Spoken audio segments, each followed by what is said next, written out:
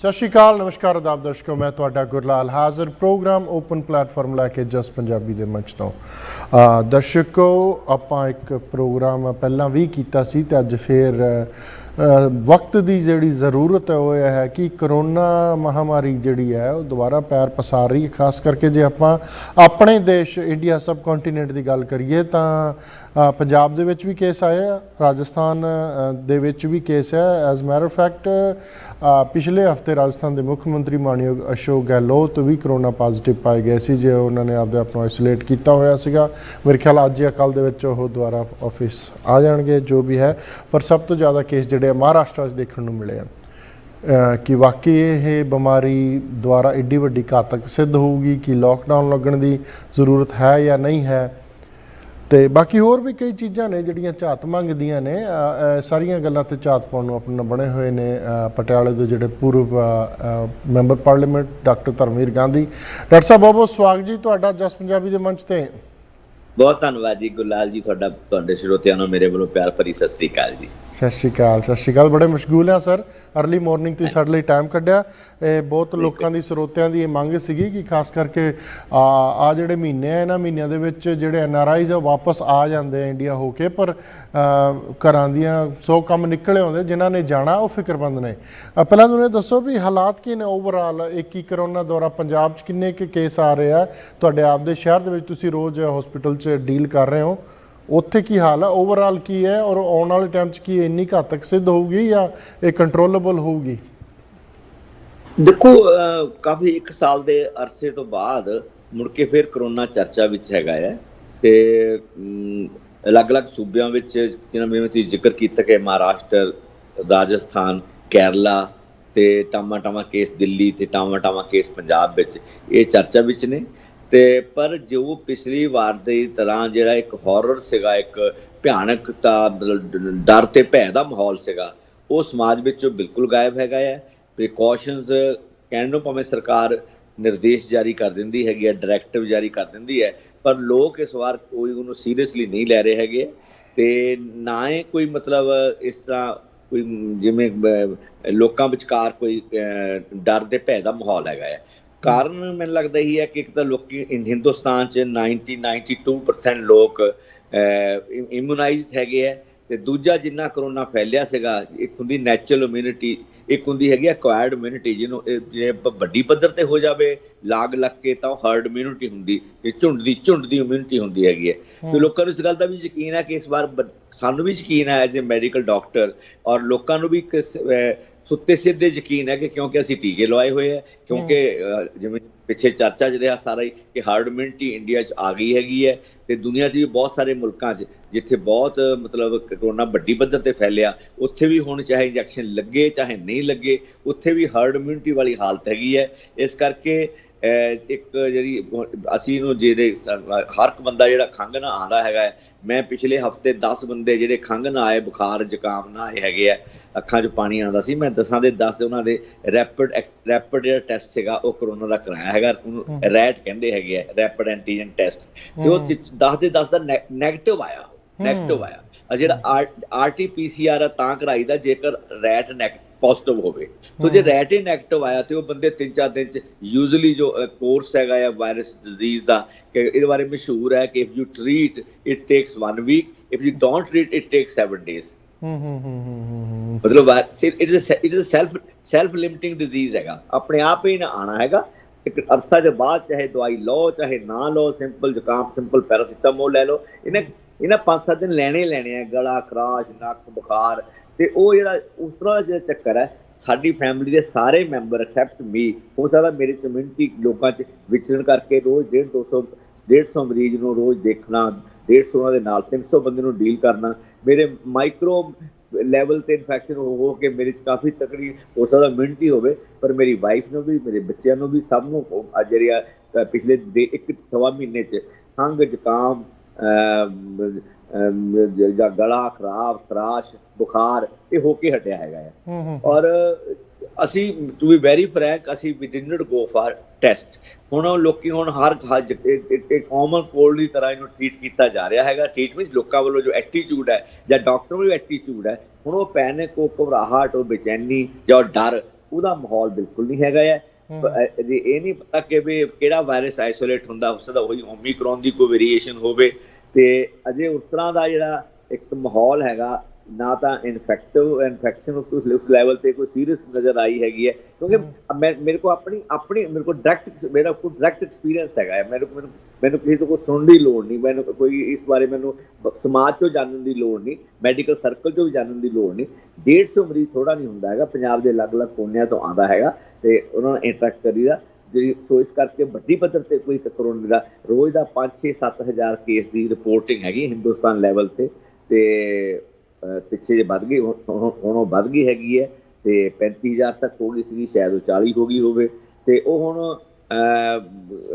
ਉਹਦਾ ਕਿੰਨਾ ਕੋਈ ਮਤਲਬ ਸਰਕਾਰ ਵੱਲੋਂ ਰੂਟੀਨ ਗਾਈਡਲਾਈਨਸ ਹੈਗੀਆਂ ਜਿਨ੍ਹਾਂ ਸੂਬਿਆਂ ਵਿੱਚ ਇਹਦਾ ਪੋਜ਼ਿਟਿਵ ਆਈ ਜਾ ਰਿਹਾ ਹੈਗਾ, ਉੱਥੇ ਥੋੜ੍ਹੀ ਸਖਤੀ ਹੈਗੀ ਹੈ। ਜਿਨ੍ਹਾਂ 'ਚ ਉਸ ਤਰ੍ਹਾਂ ਦੀ ਮਤਲਬ ਕੇਸ ਪੋਜ਼ਿਟਿਵ ਨਹੀਂ ਹੋਏ ਹੈਗੇ, ਮਤਲਬ ਸਪੋਰੈਡਿਕ ਕੇਸਿਸ ਹੈ, ਟਾਵਾਂ ਕੇਸ ਹੈਗਾ, ਉੱਥੇ ਇੱਦਾਂ ਦੀਆਂ ਨਾ ਤਾਂ ਸਖਤੀਆਂ ਹੈਗੀਆਂ, ਨਾ ਪਾਬੰਦੀਆਂ ਹੈਗੀਆਂ ਤੇ ਨਾ ਹੀ ਕੋਈ ਮਤਲਬ ਸਰਕਾਰ ਵੱਲੋਂ ਕੋਈ ਉੱਦਾਂ ਦੀ ਹਲਚਲ ਦਿਖਾਈ ਦਿੰਦੀ। ਇੱਕ ਮੌਕ ਡਰਿਲ ਕਿ ਹਾਊ ਟੂ ਮੈਨੇਜ ਕੇਸ ਭੱਜ ਦੌੜ ਕੇ ਹਸਪਤਾਲ ਕਰਨ, ਮਾਸਕ ਪੂਰੀ ਪਬਲਿਕ ਜਿਹੜੀ ਫਿਜ਼ੀਸ਼ੀਅਨ ਦੀ ਪ੍ਰੋਟੈਕਸ਼ਨ ਕਿਟਸ ਪਾ ਕੇ, PE ਕਿਟਸ ਪਾ ਕੇ, ਜਿਵੇਂ ਉਹਦੀ ਪੂਰਾ ਮਾਹੌਲ ਬਣਾਉਣਾ ਹੁੰਦਾ ਕਿ ਹਾਂ ਜੇ ਕੇਸ ਆ ਗਿਆ ਤਾਂ ਕੀ ਕਰਨਾ ਹੈਗਾ। ਉਹ ਮੌਕ ਡਰਿਲ ਦੀਆਂ ਚੱਲ ਰਹੀਆਂ, ਵੈਸੇ ਲੋਕਾਂ ਨੂੰ ਡਰਾਉਣ ਨੂੰ ਉਹੀ ਕਾਫੀ ਹੁੰਦੀਆਂ ਹੈਗੀਆਂ।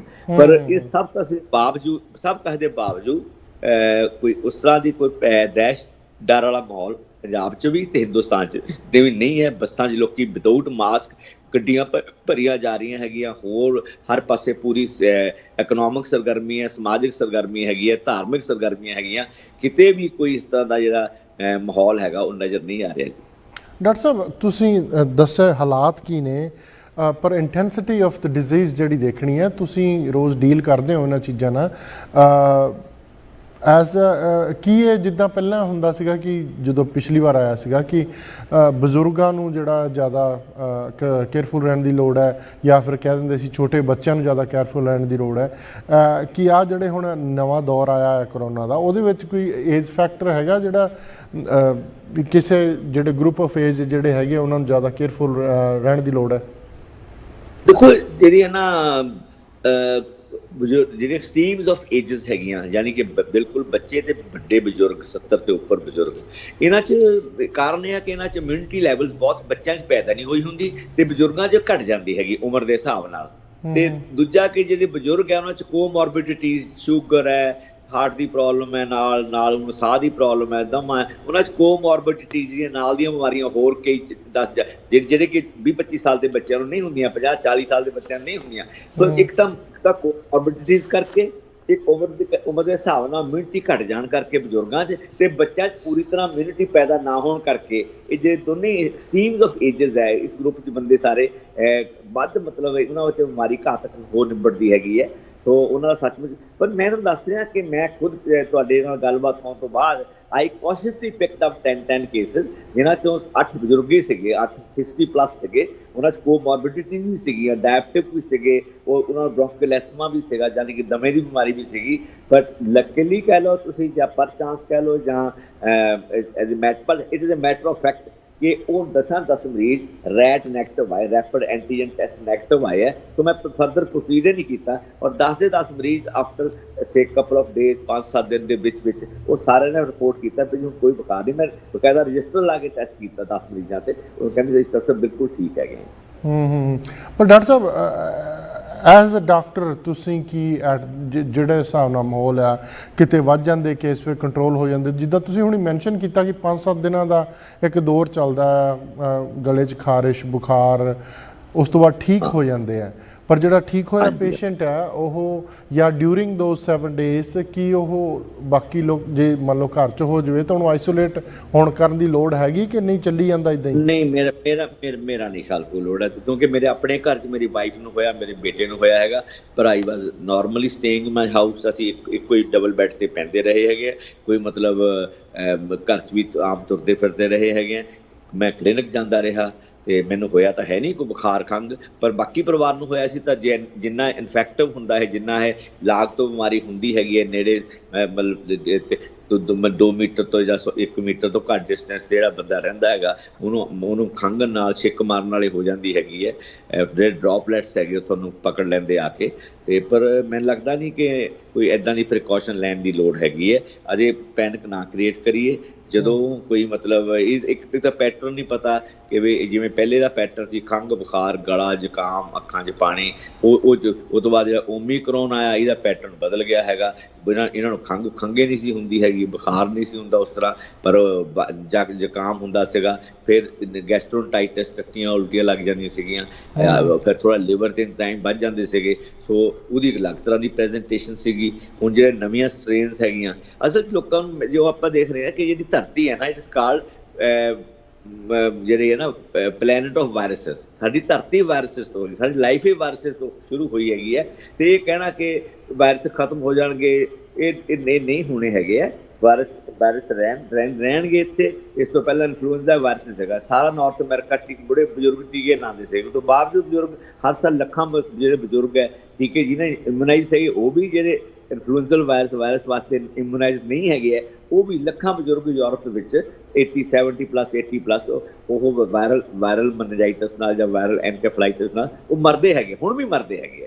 ਤੇ ਇਨਫਲੂਐਂਜ਼ਾ ਨਹੀਂ ਕੋਈ ਵਾਇਰਸ ਦਾ ਦੂਜਾ ਕੋਈ ਵਾਇਰਸ, ਦੂਜਾ ਨਹੀਂ ਕੋਈ ਤੀਜਾ ਵਾਇਰਸ। ਬਸ ਇੰਨਾ ਹੈ ਕਿ ਕਈ ਵਾਇਰਸ ਬੜੇ ਵਿਰੂਲੈਂਟ ਹੁੰਦੇ ਹੈ, ਬਹੁਤ ਉਹ ਅਗਰੈਸਿਵ ਹੁੰਦੇ ਹੈਗੇ ਆ, ਅਤੇ ਛੇਤੀ ਬੰਦੇ ਨੂੰ ਅਟੈਕ ਕਰਕੇ ਜਾਨ ਲੈਣ ਤੱਕ ਜਾਂਦੇ ਹੈਗੇ ਆ। ਅਤੇ ਕਈ ਵਾਇਰਸ ਆਉਂਦੇ ਆ, ਚੱਲ ਜਾਂਦੇ, ਕਮਿਊਨਿਟੀ ਸਪਰੈਡ ਕਰ ਜਾਂਦੀ, ਇਮਿਊਨਿਟੀ ਡਿਵੈਲਪ ਕਰ ਜਾਂਦੀ। ਇੱਕ ਤੋਂ ਇਮਿਊਨਿਟੀ ਡਿਵੈਲਪ ਹੁੰਦੀ, ਕੋਈ ਨਵੀਂ ਸਟ੍ਰੇਨ ਆ ਜਾਂਦੀ, ਜਾਂ ਪੁਰਾਣੀਆਂ ਹੀ ਜਿਹੜੀ ਸਟ੍ਰੇਨਸ ਹੈ ਮੁਟੇਟ ਕਰਕੇ ਨਵੀਆਂ ਸਟ੍ਰੇਨਸ ਪੈਦਾ ਕਰ ਦਿੰਦੀਆਂ, ਜਾਂ ਵਾਇਰਸ ਦੀ ਬੇਸਿਕ ਨੇਚਰ ਹੀ ਹੋਰ ਨਵਾਂ ਵਾਇਰਸ ਆ ਜਾਂਦਾ। It will continue. ਇਹ ਹੁਣ ਨਹੀਂ ਹੋਇਆ, ਸ਼ੁਰੂ ਤੋਂ ਚੱਲਦਾ ਆ ਰਿਹਾ ਹੈਗਾ।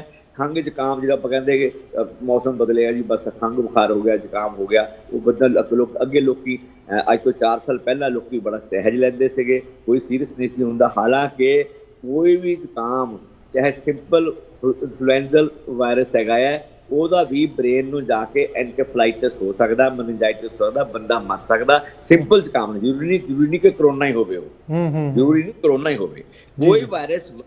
ਕੋਈ ਵਾਇਰਸ ਐਨਕੇਫਲਾਈਟਿਸ, ਵਾਇਰਲ ਗਲੋਮੇਰੁਲੋਨੇਫ੍ਰਾਈਟਿਸ, ਵਾਇਰਲ ਹੈਪੇਟਾਈਟਿਸ, ਮਤਲਬ ਜਿਗਰ ਤੇ ਅਸਰ ਕਰ ਸਕਦਾ, ਗੁਰਦਿਆਂ ਤੇ ਕਰ ਸਕਦਾ ਹੈਗਾ, ਵਾਇਰਲ ਮਾਇਓਕਾਰਡਾਈਟਿਸ ਹਾਰਟ ਤੇ ਅਸਰ ਕਰ ਸਕਦਾ ਹੈਗਾ। ਸੋ virus is the simplest thing and very benign thing also, and virus is a very dreadful thing also.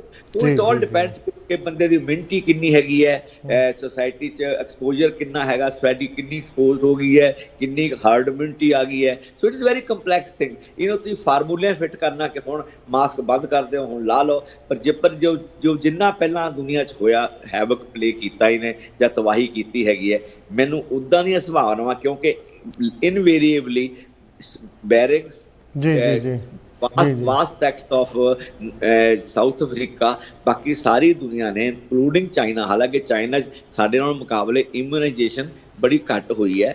India 'ਚ ਤਾਂ ਇਮਿਊਨਾਈਜੇਸ਼ਨ 90% ਲੋਕੀ ਇਮਿਊਨਾਈਜ਼ ਹੈਗੇ ਹੈ। ਸੋ ਇੱਕ ਤਾਂ ਉੱਧਰੋਂ ਗਰੰਟੀ ਹੈਗੀ ਹੈ, ਕਿ ਦੂਜਾ ਇਹ ਹੈ ਕਿ ਹਾਰਡ ਜਿਹਦਾ ਨਹੀਂ ਵੀ ਇਮਿਊਨਾਈਜ਼ਡ ਹੋਇਆ, ਉਹ ਜਿੰਨਾ ਵਾਇਰਸ ਫੈਲਿਆ ਸੀਗਾ, ਆਪਾਂ ਨੂੰ ਪਤਾ ਹੀ ਨਹੀਂ ਲੱਗਿਆ ਕਿ ਕਿਹੜਾ ਬੰਦਾ ਟ੍ਰੇਨਾਂ 'ਚ ਘੁੰਮਦਾ ਫਿਰਦਾ, ਬੱਸਾਂ 'ਚ ਘੁੰਮਦਾ ਫਿਰਦਾ ਵਾਇਰਸ, ਉਹ 3-4 ਦਿਨ ਜ਼ੁਕਾਮ ਜਿਹਾ ਹੋਇਆ। ਜਿਹੜਾ ਬੰਦਾ ਬੇਪਰਵਾਹ ਹੈ ਉਹਨੇ ਗੱਲੇ ਨਹੀਂ ਗੋਲੀ ਹੈਗੀ, ਜਿਹੜਾ ਪਰਵਾਹ ਵਾਲਾ ਸੀਗਾ ਹਸਪਤਾਲ ਚਲਾ ਗਿਆ, ਉਹਦਾ ਵਾਇਰਸ ਪੋਜ਼ਿਟਿਵ ਵੀ ਆ ਗਿਆ, ਕਰੋਨਾ ਪੋਜ਼ਿਟਿਵ ਵੀ ਆ ਗਿਆ। ਉਹਦੇ ਡਾਕਟਰ ਸਾਹਿਬ ਜੀ ਇਹ ਜਿਹੜੀਆਂ ਚੀਜ਼ਾਂ ਜਿੱਦਾਂ ਤੁਸੀਂ ਐਕਸਪਲੇਨ ਕੀਤਾ, ਹਾਲੇ ਡਰਨ ਵਾਲੀ ਕੋਈ ਲੋੜ ਨਹੀਂ, ਆਪਾਂ ਪੈਨਿਕ ਕ੍ਰੀਏਟ ਨਾ ਕਰੀਏ। ਬਿਲਕੁਲ, ਆਪਾਂ ਰੁਕਦੇ ਹਾਂ ਇੱਕ ਛੋਟੀ ਜਿਹੀ ਬ੍ਰੇਕ ਲਈ। ਡਾਕਟਰ ਸਾਹਿਬ ਦਰਸ਼ਕੋ ਸਾਡੇ ਨਾਲ ਬਣੇ ਹੋਏ ਨੇ ਮਾਣਯੋਗ ਧਰਮਵੀਰ ਗਾਂਧੀ, ਜਿਹੜੇ ਕਿ ਬਹੁਤ ਸੋਹਣਾ ਐਲੈਬੋਰੇਸ਼ਨ ਦੇ ਰਹੇ ਸੀਗੇ ਕਿ ਜਿਹੜਾ ਕਰੋਨਾ ਵਾਇਰਸ ਇੰਡੀਆ ਦੇ ਵਿੱਚ ਖਾਸ ਕਰਕੇ ਹੁਣ ਇੱਕ ਲਹਿਰ ਦੀ ਚੱਲਣ ਦੀ ਅਫਵਾਹ ਉੜੀ ਸੀਗੀ, ਆਪਾਂ ਨੂੰ ਪੈਨਿਕ ਹੋਣ ਦੀ ਲੋੜ ਨਹੀਂ ਹੈ ਜਿੱਦਾਂ ਡਾਕਟਰ ਸਾਹਿਬ ਕਹਿ ਰਹੇ ਸੀ। ਰੁਕਦੇ ਹਾਂ ਇੱਕ ਛੋਟੀ ਜਿਹੀ ਬ੍ਰੇਕ ਲਈ, ਇੱਦਾਂ ਬਣੇ ਰਹੋ ਜਸ ਪੰਜਾਬੀ ਤੇ।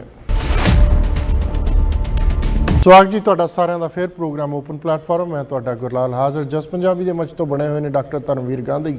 ਡਾਕਟਰ ਸਾਹਿਬ ਸਵਾਗਤ ਜੀ ਆਫਟਰ ਬ੍ਰੇਕ ਤੁਹਾਡਾ। ਤੇ ਹੁਣ ਆਪਾਂ ਨਾ ਥੋੜ੍ਹਾ ਜਿਹਾ ਮੋੜਾ ਕੱਟੀਏ ਰਾਜਨੀਤੀ ਵਾਲੇ ਪਾਸੇ, ਕਿਉਂਕਿ ਤੁਸੀਂ ਮੈਂਬਰ ਪਾਰਲੀਮੈਂਟ ਰਹਿ ਚੁੱਕੇ ਹੋ। ਪਹਿਲਾਂ ਤਾਂ ਓਵਰਆਲ ਦੱਸੋ, ਤੁਸੀਂ ਵੀ ਉਸੇ ਪਾਰਟੀ ਦਾ ਹਿੱਸਾ ਰਹੇ ਹੋ ਵਨਸ ਅਪੋਨ ਅ ਟਾਈਮ, ਕਿ ਸਾਲ ਪੂਰਾ, ਸਾਲ ਤੋਂ ਉੱਪਰ ਹੋ ਗਿਆ ਹੁਣ ਤਾਂ, ਆਮ ਆਦਮੀ ਪਾਰਟੀ ਨੇ ਪੰਜਾਬ ਦੇ ਵਿੱਚ ਕਰ ਰਿਹਾ ਬਹੁਤ, ਕਈ ਜਗ੍ਹਾ ਮੀਨ ਮੇਖ ਵੀ ਕੱਢੀ ਜਾ ਰਹੀ, ਕਈ ਜਗ੍ਹਾ ਸ਼ਲਾਘਾ ਵੀ ਹੋ ਰਹੀ ਹੈ, ਖਾਸ ਕਰਕੇ ਆਹ ਬਿਜਲੀ ਦੇ ਜਿਹੜੇ ਬਿੱਲ ਮਾਫ ਹੋਏ ਆ। ਪਰ ਅਗੇਨ ਓਵਰਆਲ ਤੁਸੀਂ ਆਪ ਦੀ ਜਿਹੜੀ ਪੁਰਾਣੀ ਪਾਰਟੀ ਹੈ, ਸਾਲ ਪੂਰਾ ਕਰ ਰਿਹਾ ਭਗਵੰਤ ਮਾਨ ਨੇ, ਤੁਸੀਂ ਕਿੱਦਾਂ ਦੇਖਦੇ ਹੋ ਇਸ ਟਾਈਮ ਪੰਜਾਬ 'ਚ? ਦੇਖੋ ਓਨੈਸਟਲੀ ਕਿਸੇ ਵੀ ਪਾਰਟੀ ਵਾਸਤੇ, ਕਿਸੇ ਵੀ ਸਰਕਾਰ ਵਾਸਤੇ ਉਹਦੇ ਪ੍ਰਾਪਤੀਆਂ ਦਾ ਇੱਕ ਸਾਲ ਬਾਅਦ ਡਾਇਰੈਕਸ਼ਨ ਤਾਂ ਦੇਖੀ ਜਾ ਸਕਦੀ ਕਿ ਕਿਸ ਦਿਸ਼ਾ ਜਾ ਰਹੀ ਹੈ, ਸਹੀ ਦਿਸ਼ਾ ਜਾ ਰਹੀ ਹੈ, ਗਲਤ ਦਿਸ਼ਾ ਜਾ ਰਹੀ ਹੈਗੀ, ਦਿਸ਼ਾ ਐਗਜ਼ੌਸਟਿਵ ਹੈ ਜਾਂ ਟੋਕਨਿਜ਼ਮ ਹੈਗਾ ਹੈ। ਪਰ ਜਿਹਦੀ ਮਤਲਬ ਇੱਕ ਸਾਲ ਦਾ ਅਰਸਾ ਬਹੁਤਾ ਨਹੀਂ, ਜ਼ਿਆਦਾ ਨਹੀਂ ਹੁੰਦਾ ਹੈਗਾ, ਸਿਰਫ ਦਿਸ਼ਾ ਤੈਅ ਕੀਤੀ ਜਾ ਸਕਦੀ ਹੈ ਟੋਕਨਿਜ਼ਮ ਵਰਸਸ ਐਗਜ਼ੌਸਟਿਵ ਅਪਰੋਚ। ਤੇ ਉਹਦੇ ਮਾਮਲੇ 'ਚ ਜਿਹੜੀ ਹੈ ਨਾ ਆਮ ਆਦਮੀ ਪਾਰਟੀ ਜੋ ਟੋਟਲ ਸਿਆਸਤ ਹੈਗੀ ਆਮ ਆਦਮੀ ਪਾਰਟੀ ਦੀ, ਇੱਕ ਤਾਂ ਗੱਲ ਹੈ ਕਿ ਨਾ ਕੋਈ ਸਿਆਸਤ ਨਹੀਂ, ਮਤਲਬ ਵਿੱਚ ਰਹਿ ਕੇ ਆਇਆ ਹੈਗਾ, ਦੇ ਹੈਵ ਨੋ ਪੋਲਿਟਿਕਸ, ਕੋਈ ਪੋਲਿਟਿਕਸ ਨਹੀਂ।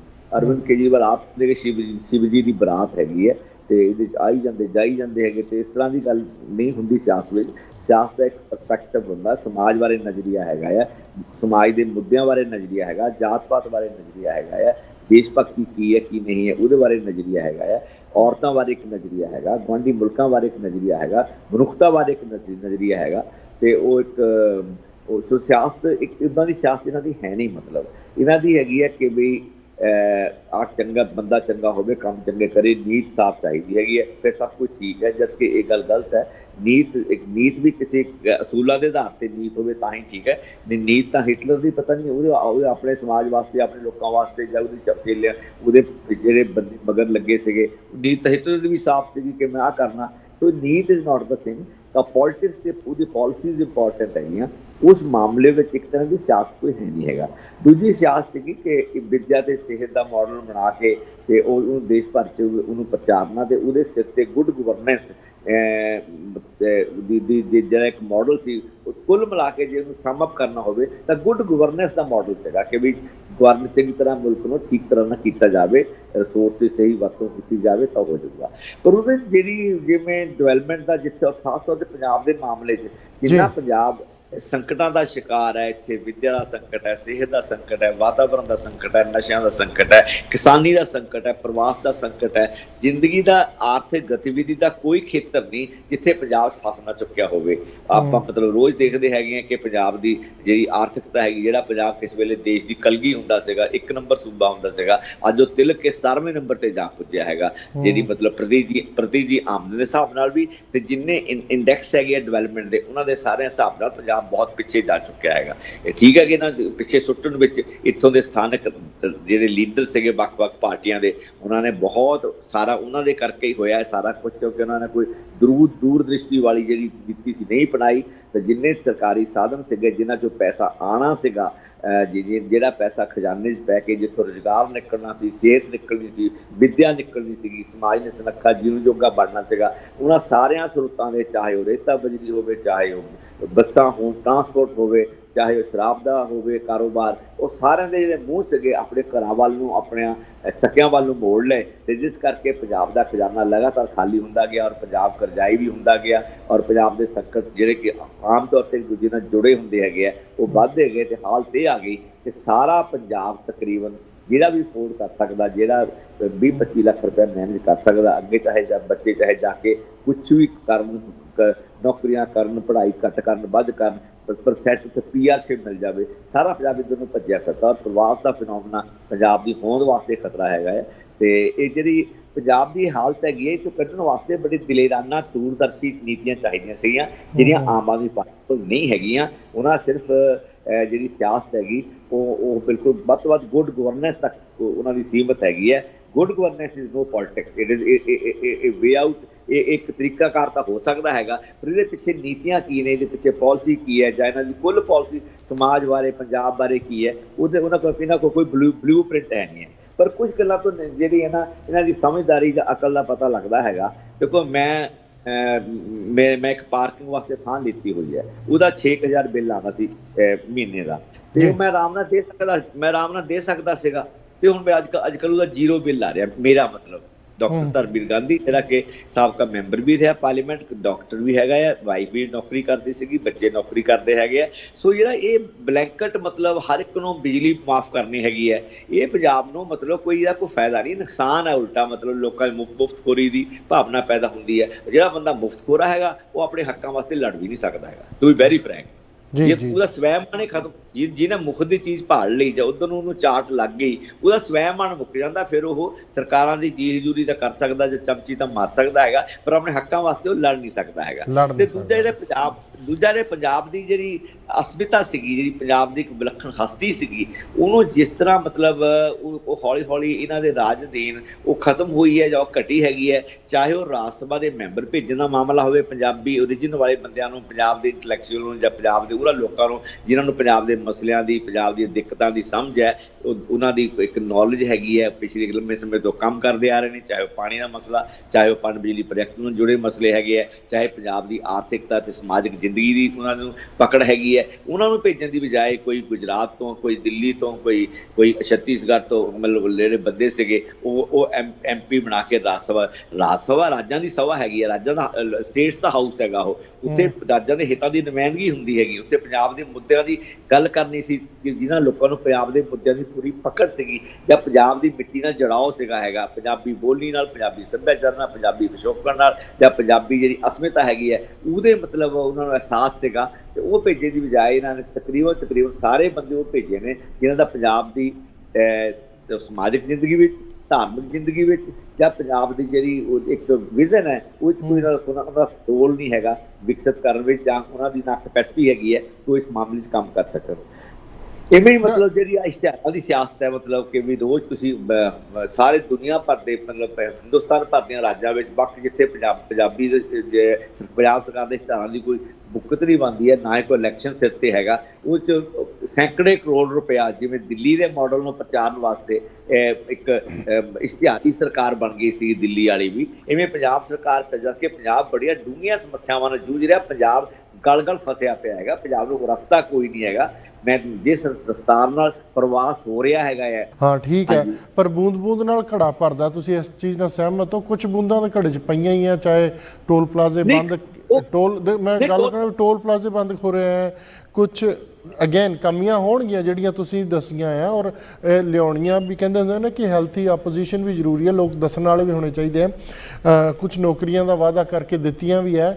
ਉਹ ਓਵਰਆਲ ਕਹਿੰਦੇ ਹੁੰਦੇ ਨੇ ਕਿ ਪਹਿਲਾਂ ਇੱਕ ਫੁੱਲ ਫਲੱਡ ਸਟੇਟ ਨੂੰ ਆਮ ਆਦਮੀ ਪਾਰਟੀ ਪਹਿਲੀ ਵਾਰ ਰੂਲ ਕਰ ਰਹੀ ਹੈ।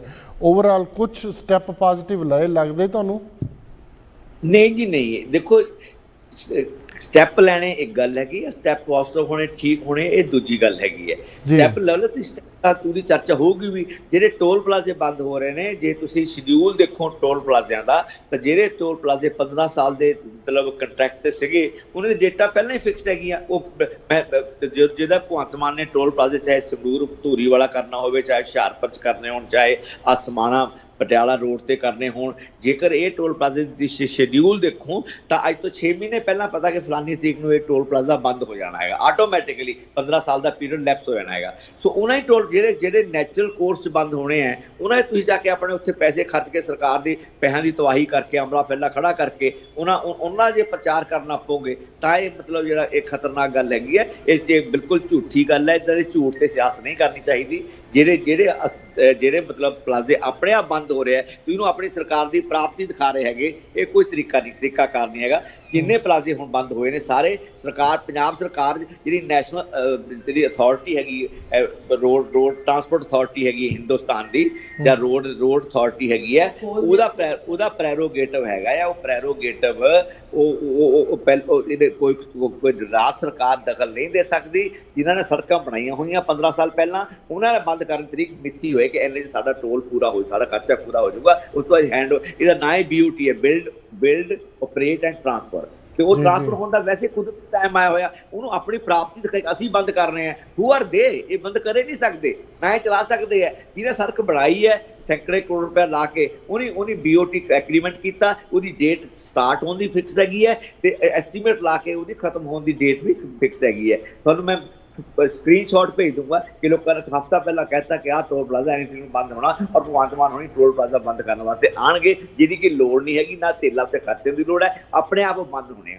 इन्ना जरूर हैगा कि कहा जाता कि पिछलियां सरकारां च ये अपने कोरोना का बहाना ला के या होर कोई बहाना ला के ये अपने टोल डेटा एक्सटेंड करते रहे ने 6 महीने की, वो असीं एक्सटेंड की। इन्ना क्रेडिट लै सकते हैं, वो भी जे सच होवे। मेरे को कोई डाटा नहीं हैगा, पर यह कहना कि असीं बंद करते हु आर दे, इन्हां दा कोई रोल ही नहीं हैगा है, इन्हां दा कोई रोल ही नहीं हैगा है। जिहड़ी मतलब अथॉरिटी हैगी सेंटर कोल हैगी,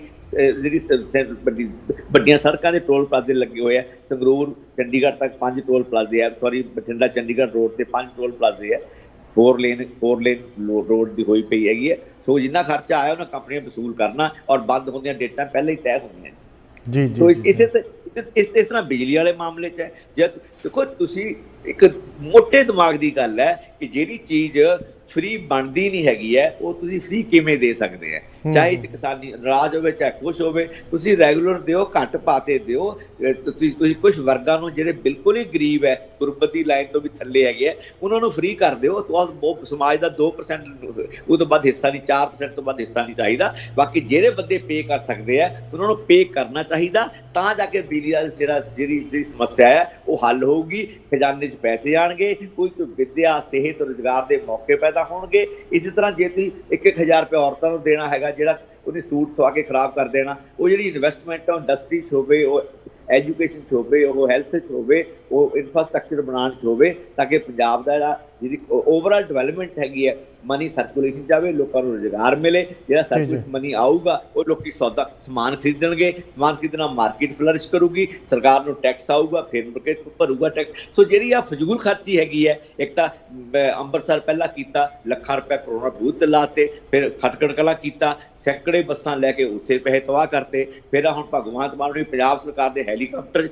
हुण जहाज लैण नूं फिरदे, ताकि केजरीवाल दीआं सियासी आकांक्षावां पूरीआं करन वास्ते, उन्होंने प्रधानमंत्री बनाने वास्ते, जिहड़े पंजाब के साधन है, पंजाब के स्रोत है, पंजाब का पैसा है, उसकी जिस तरह दुर्वरतों हो रही हैगी है, ये कोई सियाणप वाली गल्लां नहीं हैगियां। इस तरह जी नौकरियां हैगियां, ਇੰਨੀਆਂ ਨੌਕਰੀਆਂ देखो टोकनिज्म ਜਿਹੜੀਆਂ ਕੀਤੀਆਂ ਹੈਗੀਆਂ, ਅਜੇ ਜਿੱਡੀ ਵਿਕਰਾਲ ਸਮੱਸਿਆ ਹੈਗੀ ਹੈ ਬੇਰੁਜ਼ਗਾਰੀ ਦੀ, ਔਰ ਜਿਹਨੂੰ ਡਰ ਕੇ ਪੈ ਪੀ ਆਪਾਂ ਇਹਨਾਂ ਗੱਲਾਂ ਤੇ ਹੋਰ ਆਪਣੇ ਕੋਲ ਕੁਐਸਚਨ ਜਲੰਧਰ ਜਿਮਨੀ ਚੋਣ ਤੇ ਵੀ ਹੈਗੀ ਹੈ, ਤੇ ਆਹ ਜਿਹੜਾ ਆਫਿਸ ਦਾ ਟਾਈਮ ਟੂ 2 ਵਜੇ ਦਾ ਰੱਖਿਆ ਕੁਝ ਮਹੀਨਿਆਂ ਲਈ, ਉਹਦੇ ਬਾਅਦ ਕੋਈ ਇਹਨਾਂ ਸਾਰੀਆਂ ਗੱਲਾਂ ਤੇ ਝਾਤ ਜ਼ਰੂਰ ਪਾਵਾਂਗੇ, ਪਰ ਕੁਇਕ ਬ੍ਰੇਕ ਲਈ ਰੁਕਣਾ ਪਿਆ। ਦਰਸ਼ਕੋ ਸਾਡੇ ਨਾਲ ਬਣੇ ਹੋਏ ਨੇ ਮਾਣਯੋਗ ਡਾਕਟਰ ਧਰਮਵੀਰ ਗਾਂਧੀ ਪਟਿਆਲੇ ਤੋਂ ਚੇਚੇ ਤੌਰ ਤੇ ਆਪਾਂ ਗੱਲਾਂ ਕਰ ਰਹੇ ਹਾਂ ਓਵਰਆਲ ਪੰਜਾਬ ਸਰਕਾਰ ਦੀਆਂ ਪ੍ਰਾਪਤੀਆਂ ਦੀ, ਜਾਂ ਫਿਰ ਜੋ ਉਹਨਾਂ ਨੇ ਸਹੀ ਨਹੀਂ ਕੀਤਾ ਉਹਦੇ ਬਾਰੇ ਵੀ ਗੱਲ ਕਰ ਰਹੇ। ਆਪਾਂ ਕਾਫੀ ਗੱਲਾਂ ਕਰ ਲਈਆਂ, ਇੱਕ ਮੈਨੂੰ ਇੱਕ ਗੱਲ ਦੱਸੋ ਕਿ ਆ ਜਿਹੜਾ ਇਹਨਾਂ ਨੇ ਹੁਣ ਇੱਕ ਪ੍ਰਾਵਧਾਨ ਕੀਤਾ ਕਿ 2 ਵਜੇ ਆਫਿਸ ਬੰਦ ਹੋ ਜਾ ਕਰਨਗੇ ਤਾਂ ਕਿ ਜਿਹੜੀ ਬਿਜਲੀ ਉਹ ਸੇਵ ਹੋ ਸਕੇ, ਜਨਤਾ ਦੇ ਵਿੱਚ ਇਹਦਾ ਮਤਲਬ ਕਿੰਨਾ ਕੀ ਜਨਤਾ ਦਾ ਉਹਦੇ ਵਿੱਚ ਕੀ ਆ ਉਹ ਹੁੰਗਾਰਾ ਕਿੱਦਾਂ ਦਾ, ਤੁਹਾਨੂੰ ਕਿੱਦਾਂ ਦਾ ਲੱਗਦਾ ਕਿ ਵਾਕਈ ਬਿਜਲੀ ਸੇਵ ਹੋਊਗੀ, ਜਾਂ ਫਿਰ ਇੱਕ ਜਿਹੜੀ ਕਿਆਸ ਰਾਈਆਂ ਨੇ ਕਿ ਕੁਛ ਜਿਹੜੇ ਹੈਗੇ ਆ ਪੇਰੈਂਟਸ ਜਿਹੜੇ ਹੈਗੇ ਆ ਦੋਨੋਂ ਜਣੇ ਕੰਮ ਕਰਦੇ ਆ, ਜੇ ਉਹ ਅਰਲੀ ਕੰਮ ਤੇ ਚੱਲ ਜਾਣਗੇ 2 ਵਜੇ ਘਰੇ ਆ ਜਾਣਗੇ, ਬੱਚੇ ਜਿਹੜੇ ਛੋਟੇ ਆ ਉਹਨਾਂ ਨੂੰ ਸਕੂਲ ਕੌਣ ਛੱਡੇਗਾ। ਸੋ ਇਦਾਂ ਦੀਆਂ ਕਈ ਗੱਲਾਂ ਮਿਕਸਚਰ ਜਿਹੀਆਂ ਹੋਈਆਂ, ਪਰ ਪਹਿਲਾਂ ਮੈਨੂੰ ਇਹ ਦੱਸੋ ਕਿ ਵਾਕਈ ਬਿਜਲੀ ਸੇਵ ਦੇ ਵਿੱਚ ਕੁਛ ਜਿੱਦਾਂ ਉਹ ਬੱਚਤ ਹੋ ਸਕੇਗੀ ਬਿਜਲੀ ਦੀ? नहीं जी, बहुता फर्क नहीं पैना, जिन्नी प्रोजैक्शन हैगी कि 400 मैगावाट या 300 मैगावाट मतलब नहीं हैगा है, क्योंकि 2 नहीं तो 5 बजे बंद हो जाते दफ्तर, 3 घंटे का गैप है ना, तो सवेरे भी जो जाएंगे तो पखे का चलणगे गर्मियों AC चलो घट चलणगे, वैसे भी हर साल AC बंद करने की झोने का सीजन है, जो कंजम्पशन बढ़ जाती है अचानक, तो पंजाब सरकार हुक्म जारी करती है, ਜਿਹੜੇ कभी भी लागू नहीं होए, ना कभी होने हैं, ब्यूरोक्रेट होए, बड़े अफसर होए, कितों रहते हैं AC तो बगैर, वो सरकार जो मर्जी कही जाए, हमेशा ही डिफेंस रही है, तो हमेशा लोग अपना बिजली वरते रहे हैं। तो इस 3 घंटे के गैप नाल कोई बिजली इन्नी इकट्ठी नहीं होने लगी कि मेरा जिद्दां बड़ा संकट मूँह अड्डी खड़ा है बिजली का, और जिन्ना गैप इन्हां महीने जाके पै जाता, मेरा नहीं ख्याल वो पूरा होगा। तुसीं देखो ना कि हुण कहने जी झमक्का नहीं मारूगी, मैं जो थोड़े नाल गल जो थोड़ा टैलीफोन आया वो 15 सेकंड मेरी साडी बिजली चल गई हैगी है, और मैंने पता कि बिजली 9-10 बजे तक नहीं आनी, ये अनलाने कट हैगे है, ਜਿਹੜਾ ਕਿ ਲੋਕਾਂ ਨੂੰ ਹਾਲਾਂਕਿ ਅਜੇ ਪੈਡੀ ਦਾ ਸੀਜ਼ਨ ਦਾ ਕੋਈ ਨੇੜੇ ਤੇੜੇ ਵੀ ਨਹੀਂ ਹੈਗਾ ਹੈ, ਰੂਟੀਨ ਕੰਜ਼ੰਪਸ਼ਨ ਹੈਗੀ ਹੈ, ਥੋੜ੍ਹੀ ਜਿਹੀ ਵਧੀ ਹੋ ਸਕਦੀ ਹੈਗੀ ਹੈ, ਘਰਾਂ ਦੀ ਜਿਹੜੀ ਨਿੱਜੀ ਕੰਜ਼ੰਪਸ਼ਨ ਹੈ, ਦਫ਼ਤਰਾਂ ਦੀ ਬਿਜਲੀ ਹੈ ਵਧੀ ਹੋ ਸਕਦੀ ਹੈ, ਪਰ ਜਿੰਨੀ ਵੱਡੀ ਪੱਧਰ ਝੋਨੇ ਦੌਰਾਨ ਜਿਹੜੀ ਲੋੜ ਪੈਂਦੀ ਹੈ ਬਿਜਲੀ ਦੀ ਸਿੰਚਾਈ ਸਹੂਲਤਾਂ ਦੇਣ ਵਾਸਤੇ, ਉਹਦਾ ਅਜੇ ਉੱਦਾਂ ਦੇ ਸੰਕਟ ਦਾ ਕੋਈ ਅਜੇ ਇਸ਼ਾਰਾ ਮਾਤਰ ਵੀ ਨਹੀਂ ਹੈਗਾ, ਉਹਦਾ ਕੋਈ ਨੇੜੇ ਤੇੜੇ ਵੀ ਨਹੀਂ ਹੈਗਾ। ਉਹਦੇ ਬਾਵਜੂਦ 4-4 6-6 ਘੰਟੇ ਦੇ ਕੱਟ ਪਟਿਆਲੇ ਵਰਗੇ ਸ਼ਹਿਰ 'ਚ ਸਾਡੀ ਮਤਲਬ ਸਾਰੀਆਂ ਕਲੋਨੀਆਂ 'ਚੋਂ ਲੱਗਦੇ ਹੈਗੇ ਆ। ਪਿੰਡਾਂ ਤਾਂ ਇਹ ਹਾਲਤ ਹੋਰ ਵੀ ਜ਼ਿਆਦਾ ਮਾੜੀ ਹੈਗੀ ਹੈ। ਸੋ ਜਿਹੜੀ ਬਿਜਲੀ ਦੀ ਅਸਲੀ ਜਿਹੜੀ ਪ੍ਰੋਬਲਮ ਹੈਗੀ ਹੈ ਉਹ ਸ਼ੁਰੂ ਹੋ ਚੁੱਕੀ ਹੈਗੀ ਹੈ। ਔਰ ਮੈਨੂੰ ਇਹ ਲੱਗਦਾ ਕਿ ਜਿਵੇਂ ਇਹਨਾਂ ਨੇ ਬਿਜਲੀ ਫ੍ਰੀ ਕਰਕੇ ਜੋ ਕਿਸਾਨੀ ਨੇ ਜਦੋਂ ਕਿਸੇ ਬੰਦੇ ਨੂੰ ਬਿੱਲ ਦੇਣਾ ਪਵੇ ਤਾਂ ਜਿੰਨਾ ਉਹ ਸੰਜਮ ਨਾਲ ਚੱਲਦਾ, ਸੋਚ ਕੇ ਚੱਲਦਾ ਕਿ ਸਿੱਧਾ ਲਿੰਕ ਹੈ ਕਿ ਮੈਂ ਬਿਜਲੀ ਉਨੀ ਵਰਤਾਂ ਜਿਹਦਾ ਮਤਲਬ ਮੇਰਾ ਬਿੱਲ ਘੱਟ ਆਵੇ। ਜੋ ਤੁਹਾਡਾ ਬਿੱਲ ਹੀ ਨਹੀਂ ਆਉਣਾ, ਫਿਰ ਤੁਸੀਂ ਮੋਟਰ ਤੇ ਜਾ ਕੇ ਹੀਟਰ ਵੀ ਲਾਓਗੇ, ਭਈਆਂ ਨੂੰ ਬਣਾ ਕੇ ਦੇ ਦੋਗੇ ਹੀਟਰ ਦਾ ਜੁਗਾੜ ਕੇ ਜੋ ਮਰਜ਼ੀ ਇੱਥੇ ਪਕਾਓ ਖਾਓ, ਤੇ ਉੱਥੇ ਬੱਲਬ ਵੀ ਦਿਨ ਰਾਤ ਦਿਨੇ ਵੀ ਬੱਲਬ ਜਗਦੇ ਰਹਿਣਗੇ।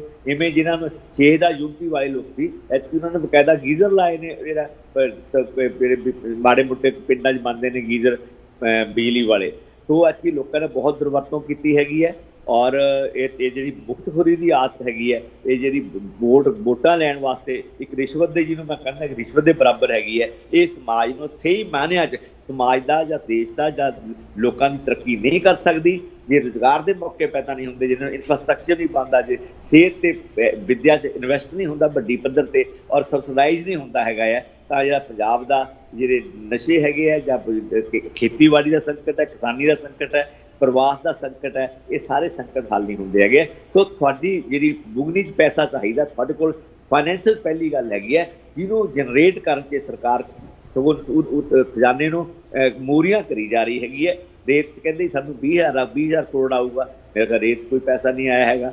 ਕਹਿੰਦੇ ਅਸੀਂ ਕਰਪਸ਼ਨ 'ਚੋਂ ਬਚਾਵਾਂਗੇ, ਜਦਕਿ ਜਿੰਨੀਆਂ ਵੀ ਜਿਹੜਾ ਬਜਟ ਦੀ ਵੱਡੀ ਐਲੋਕੇਸ਼ਨ ਹੈ ਉਹ ਜਾਂ ਤਾਂ ਕਰਜ਼ੇ ਦੇ ਰੂਪ 'ਚ ਮੁੜਦੀ ਹੈਗੀ, ਜਾਂ ਕਰਜ਼ੇ ਦੇ ਵਿਆਜ ਰੂਪ 'ਚ ਮੁੜਦੀ ਹੈ, ਜਾਂ ਫਿਕਸ ਦੇਣਦਾਰੀਆਂ ਹੈਗੀਆਂ ਪੈਨਸ਼ਨ ਤੇ ਤਨਖਾਹਾਂ ਦੀ ਹੈਗੀ ਹੈ। ਵੱਡਾ ਬਜਟ ਤਾਂ 80% ਉੱਥੇ ਚਲਾ ਜਾਂਦਾ। ਵਿਕਾਸ ਵਾਸਤੇ ਪਹਿਲਾਂ ਹੀ ਬਜਟ ਹੈ ਨਹੀਂ ਹੈਗਾ, ਤਾਂ ਹੀ ਪੰਜਾਬ ਦਾ ਇਹ ਹਾਲ ਹੋਇਆ ਹੈਗਾ ਕਿ ਜਿਹੜੇ ਅਕਾਲੀ ਦਲ ਸਰਕਾਰ ਹੋਵੇ, ਕਾਂਗਰਸ ਦੀ ਹੋਵੇ, ਜੋ ਮਾਫੀਆ ਰਾਜ ਨੇ ਲੁੱਟ ਮਚਾਈ ਹੈਗੀ ਹੈ, ਜਿੱਥੇ ਅਕਾਲੀ ਛੱਡ ਕੇ ਗਏ ਸੀ, ਕੈਪਟਨ ਨੇ ਉੱਥੋਂ ਅੱਗੇ ਮਾਫੀਆ ਤੋੜ ਲਿਆ, ਬਰੈਦਰੀ ਦੇ ਕਿ ਉਹਨੂੰ ਮਾਫੀਆ ਨੂੰ ਨਕੇਲ ਪਾਈ ਜਾਵੇ। ਤਾਂ ਜਿਸ ਤਰ੍ਹਾਂ ਪੰਜਾਬ ਨੂੰ ਲੁੱਟਿਆ, ਕੁੱਟਿਆ, ਚੱਟਿਆ, ਚੁੰਡਿਆ ਹੈਗਾ ਹੈ, ਔਰ ਜਿਹੜੀ ਲੁੱਟ ਹੈਗੀ ਹੈ ਉਹਨੂੰ ਹਟਾਉਣ ਦਾ ਰੌਲਾ ਜਾ ਰਿਹਾ ਹੈਗਾ ਹੈ। ਅਮਲੀ ਪੱਧਰ ਤੇ ਰੇਤਾ ਉਸੇ ਭਾਅ ਵਿਕ ਰਿਹਾ ਹੈਗਾ। ਅਮਲੀ ਪੱਧਰ ਤੇ ਬਿਜਲੀ ਰੇਟ ਅੱਗੇ ਨਾਲ ਵਧਿਆ ਹੀ ਹੋਇਆ, ਘਟਿਆ ਨਹੀਂ ਹੈਗਾ ਹੈ। ਅਮਲੀ ਪੱਧਰ ਤੇ ਜਿਹੜੀ ਐਡਮਿਨਿਸਟ੍ਰੇਸ਼ਨ ਹੈਗੀ ਹੈ, ਉਹਦੇ 'ਚ ਕੋਈ ਮਤਲਬ ਜਿਹਨੂੰ ਕਹਿੰਦੇ ਆ ਕਿ ਰਿਸ਼ਵਤਖੋਰੀ, ਉਹਦੇ ਸਗੋਂ ਰੇਟ ਵੱਧ ਗਏ ਹੈਗੇ ਆ ਅੰਦਰ ਖਾਤੇ, ਔਰ ਲੋਕਾਂ ਦੇ ਜ਼ਿਆਦਾ ਕੰਮ ਠੱਪ ਪਏ ਆ, ਜਾਂ ਜਿਹਦੇ ਹੋ ਰਹੇ ਆ ਉਹ ਬਗੈਰ ਪੈਸੇ ਤੋਂ ਹੋ ਰਹੇ ਹੈਗੇ ਆ। ਉਹ ਜਿਹੜਾ ਰੌਲਾ ਜਾ ਰਿਹਾ, ਇਹ ਸਰਕਾਰ ਇਸ਼ਤਿਹਾਰੀ ਸਰਕਾਰ ਹੈ,